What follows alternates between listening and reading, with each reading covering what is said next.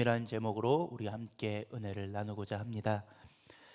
오늘 이 본문에 기록된 예수님의 행적을 한번 살펴보면요, 예수님께서는요 절기를 따라서 이제 예루살렘으로 올라가셨습니다. 그리고 예루살렘으로 들어가는 여러 개의 성문들이 있는데, 그 중에서 예수님께서는요 예루살렘 북쪽에 있던 양의 문으로 들어가시려고 하셨어요. 그런데 그 양의 문 곁에는요 우리가 많이 들어본 이 베데스다라는 연못이 거기에 있었습니다. 이 베데스다라는 의미는요 은혜의 집이라는 뜻입니다. 그리고 이 은혜의 이 집이라는 뜻을 가진 이 연못에는요 당시에는 병을 고치는 신비한 능력이 있다라는 소문이 널리 퍼져 있었습니다. 때때로 천사가 내려와서 연못을 막 휘젓는데, 그 후에 가장 먼저 들어가는 사람이 무슨 병이든지 낫게 된다라는 소문이 그때 있었죠. 그런데 단순한 소문은 아니었던 것 같아요. 실제로 이 연못에서 병을 고침받은 사람이 있었던 것 같고, 그래서 그 연못에 많은 병자들이 몰려들었었던 것 같습니다. 방금 전에도 말씀드렸다시피 이 연못 주변에는요 그 어떻게든 한번 들어가서 자신의 병을 고쳐보려는 수많은 환자들이 주변에 누워있고 앉아있고 대기하고 있었습니다. 천사가 언제 내려와서 그 물을 휘저어주기를 바라면서 막연하게 언제가 될지 모르는 시간을 기다리면서 한창 거기에 계속적으로 대기하고 있어야 됐죠. 그 장소에 바로 우리 예수님께서 가십니다. 그리고는 오늘 말씀의 주인공인 38년 동안이나 누워 있었던 바로 그 병자에게로 가세요. 이 병자는요 방금 전에도 이야기했다시피 38년이 되었습니다. 무려 38년이나 그 자리에 있었어요. 정말로 오랜 지병을 앓고 있고, 그런 38년 동안이라는 엄청나게 긴 세월 동안 병을 앓고 있었기 때문에 사실 몸도 그렇고 마음도 그렇고 그의 영혼도 사실 전부 지칠 대로 지쳐 있었을 겁니다.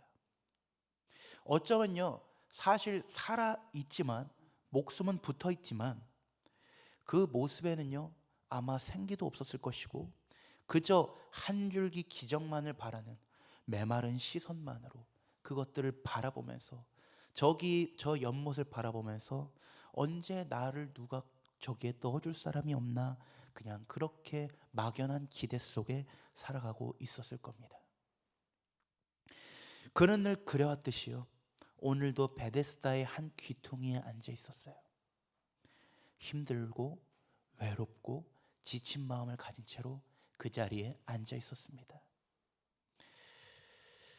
생각해보면요 그를 정말로 지치게 했던 것은요 단지 오랜 투병생활 때문은 아니었던 것 같아요. 오늘 본문 속을 살펴보다 보면요 그를 더욱 지치게 만들었던, 고통스럽게 했던 것이 있는 것 같습니다.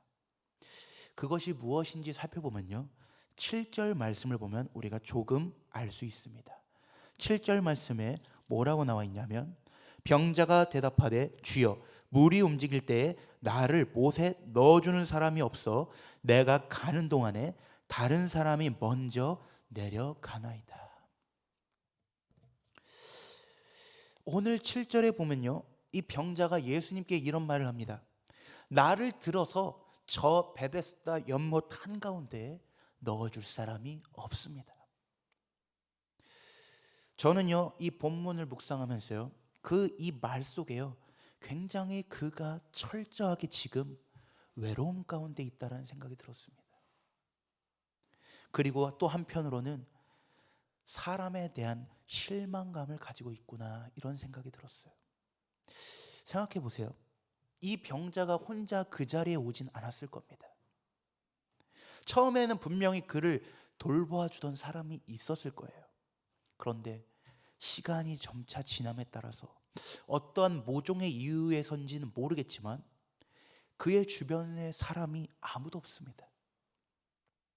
그의 주변 사람들은 이미 그를 포기했고 그를 떠났다라는 이야기죠. 지금 그는요, 철저히 혼자였어요. 그런데도 불구하고요, 그는 또다시 그 자리에서 사람을 의지하려 하고 있습니다. 오늘은 나를 도와줄 사람이 없나? 나를 저 자리에 넣어줄 사람이 없나? 막연한 기대 속에 사람을 또 의지하고 있었고 또 기대하면서 그 자리에 누워 있는 겁니다.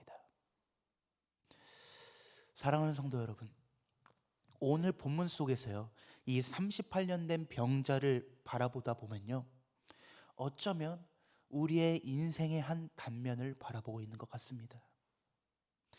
사람이 인생을 살아가다 보면요, 때로는요, 수고롭고 또 아프고 괴롭고 어떤 때는 이 질병 때문에 건강을 해치기도 하고 또 물질 때문에 어떠한 내 일의 실패 때문에 여러 가지 어려운 힘든 현실로 인해서 내 마음이 무너질 때가 얼마나 많은지 모르겠습니다. 거기에다가요, 정말로 힘든 건 무엇이냐?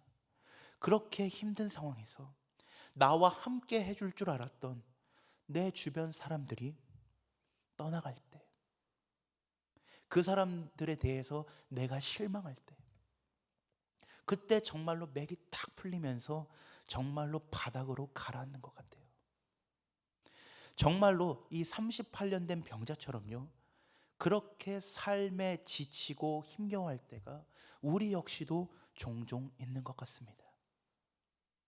특별히요, 이 코로나 때문에, 이 코로나 팬데믹으로 인해서요, 우리는 보이게 혹은 보이지 않게 우리의 삶에 이 코로나 팬데믹이 영향을 주었잖아요. 삶의 방식도 바꾸어 놓았고 우리의 마음과 정서에도, 우리의 생각에도 많은 영향을 미쳤습니다. 많은 사람들이요, 현 이 상황 속에 굉장히 괴로워하고 힘들어하고 지쳐하고 있습니다. 영적으로도요, 많은 영향을 받았어요. 팬데믹 초기에는요, 어떻게든 함께 이 어려움을 극복하자, 막 이런 마음이 강했었는데 때로는 아프기도 하고 때로는 절망도 했지만 그래도 감사했었어요. 그래도 우리가 함께 모여서 예배할 수 있는 것에 대해서 감사했고 또 이렇게라도 할 수 있는 것에 대해서 감사했는데 어느 순간 감사가 점점 약해지고요. 대신에 이 코로나가 언제쯤 끝나는 것일까?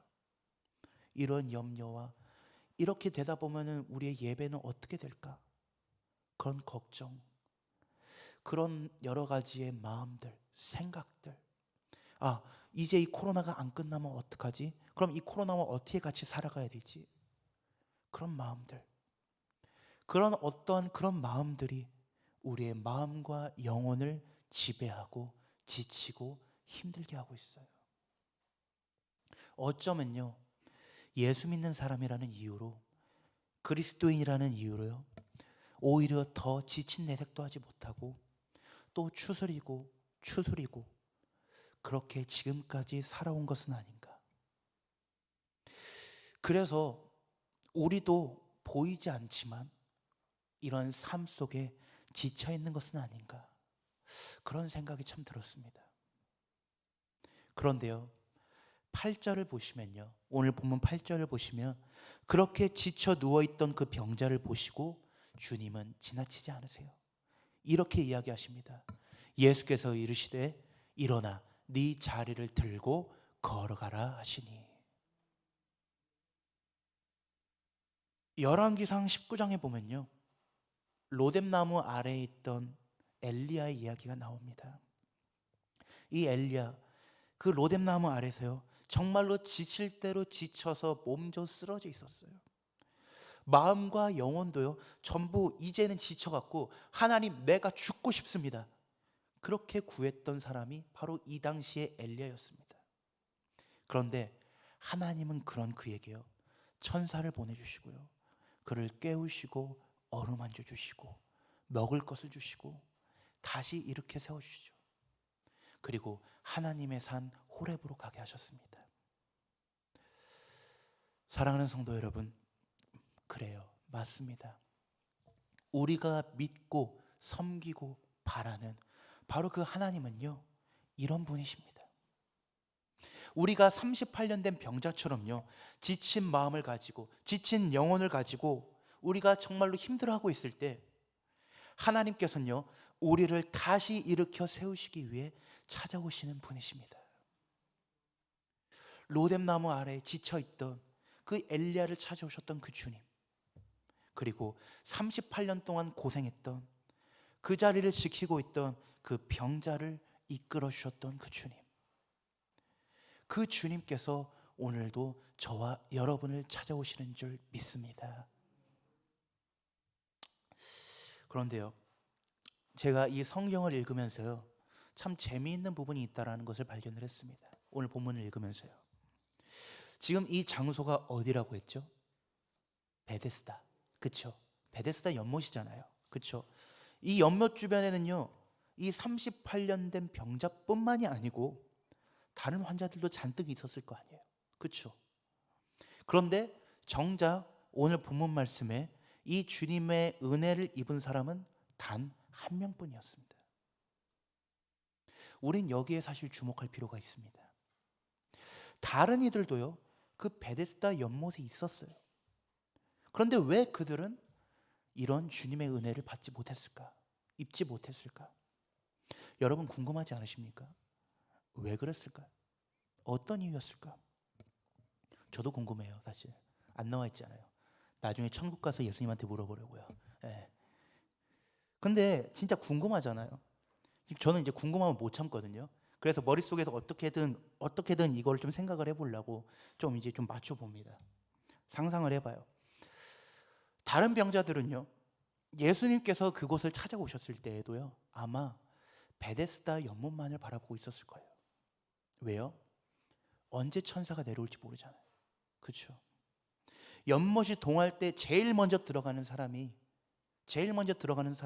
병이 낫는다고 하잖아요. 그렇게 알아왔잖아요, 그렇죠?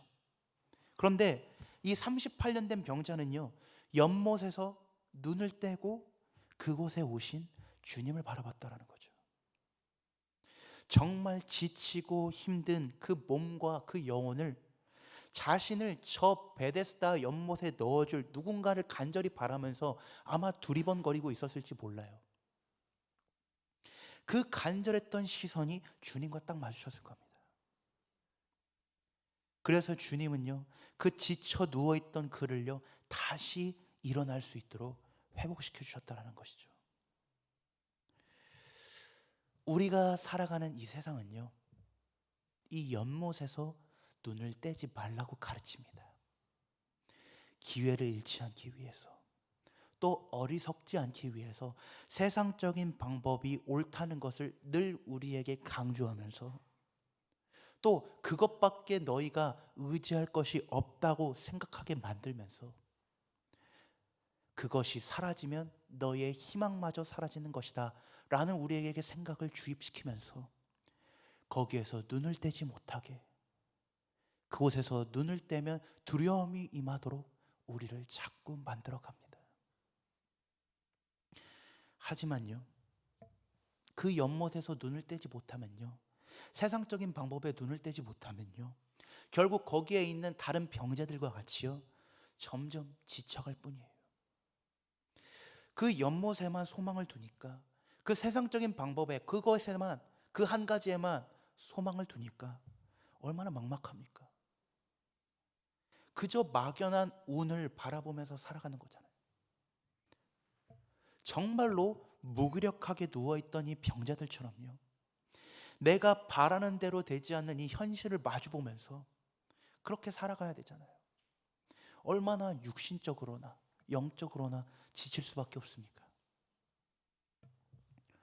사랑하는 성도 여러분, 그렇게 해요. 우리가 정말로 삶이 힘들고 지쳐갈 때는요, 더욱더 우리의 시선을 어디에 둬야 될지 분명하게 따져봐야 됩니다. 저는 그래서요, 오늘 이 38년 된 병자의 시선이 바로 그 해답이 될 줄 믿습니다. 내 삶이 지치고 어려울 때 내 시선을 우리 주님께 향한다면요, 주님은요 이 38년 된 병자에게 하셨던 것처럼 나를 위해 그 주님께서 일하여 주실 줄 믿습니다. 그리고요 그런 나를 회복시켜 주시고 다시 일으켜 세워 주실 줄 믿습니다. 사랑하는 성도 여러분, 이제 말씀을 마무리하려고 합니다. 우리는요 믿음을 가진 그리스도인들입니다. 하지만요 지친 모습들이 우리 안에 있습니다. 영적으로나 육적으로나 정서적으로나 지치고 예민하고 여유가 없고 감사가 점점 사라지는 것 같은 모습들이 우리 안에 있어요. 나름 그렇지 않으려고 애를 쓰는데도 우리 안에 그런 모습들이 있는 것 같습니다. 여기서 말씀 전하고 있는 저 역시도 그 중에 한 사람일 거고요. 그렇지만요 너무 감사하게도요 우리에게는요 의지할 분이 계십니다. 바라볼 수 있는 분이 계세요. 그분께서요 우리를 다시 일으켜 세워주실 줄 믿습니다. 우리에게 소망을 주시는 분이 계셔요. 승리를 주시는 분이 계십니다. 기쁨과 평안을 주시는 분이 계시는 줄 믿습니다. 내 삶이 지치고 어렵고 힘들 때는요 더욱더 이 38년 된 병자의 시선으로 예수님을 바라보시기 원합니다. 주변의 현실을 바라보지 마세요. 세상의 연못만 바라보다가 거기에 소망을 두고 살아가다가 그렇게 정말로 내가 바라봐야 할 것을 놓치지 않고 정말로 나를 도와주시고 이끌어 주실 그 전능하신 하나님, 선한 능력을 가지신 그 하나님을 의지하며 나아가시는 저와 여러분들이 되기를 소망합니다. 우리 주님의 인도하심을요 언제나 경험하며 살아가시는 저와 여러분들이 되시기를 주님의 이름으로 간절히 축복하고 소원합니다. 우리 함께 찬양하며 나아가겠습니다. 우리 주의 보좌로 나아갈 때 우리 함께 같이 찬양하며 나아가겠습니다.